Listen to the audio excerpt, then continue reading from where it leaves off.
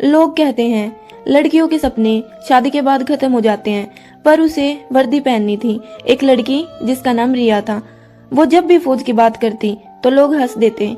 इतनी कमजोर लड़की फौज में जाएगी। माँ डरती थी, पापा चुप रहते थे और रिश्तेदार ताने मारते थे। इतनी पढ़ाई करके क्या करेगी? लेकिन रिया रोज रात छत पर जाकर आसमान में उड़ते जहाज को देखती और मन ही मन बोलती, मैं भी देश के लिए कुछ बड़ा करके दिखाऊंगी। फिर शुरू हुआ असली संघर्ष।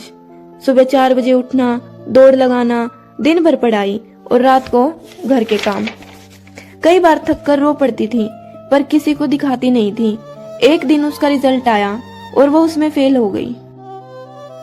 उस रात खुद को कमरे में बंद कर लिया, फोन बंद, आंखों में आंसू और दिल में बस एक सवाल, क्या मैं सच में इसके लायक नहीं हूँ? बाहर सब सो रहे थे, पर वो पूरी रात जागती रही।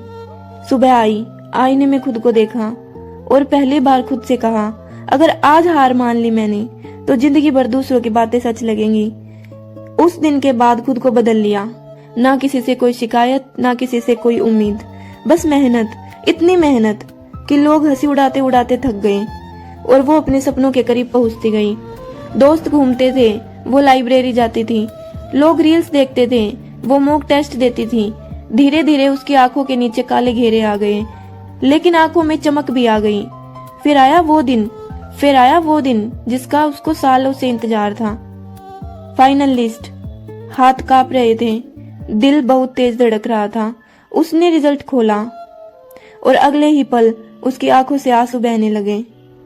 इस बार दुख के नहीं, जीत के आंसू थे। उसका सिलेक्शन हो गया था। माँ रो रही थी, पापा पहली बार उसे देखकर मुस्कुरा रहे थे और वही रिश्तेदार उसकी तारीफ कर रहे थे।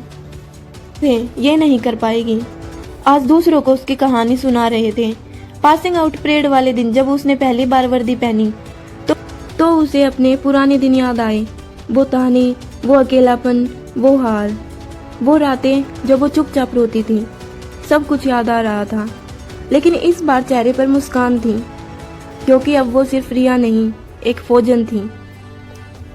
सपने उन्हीं के पूरे होते हैं जो लोगों की बातों में नहीं, अपनी मेहनत से जवाब देते हैं।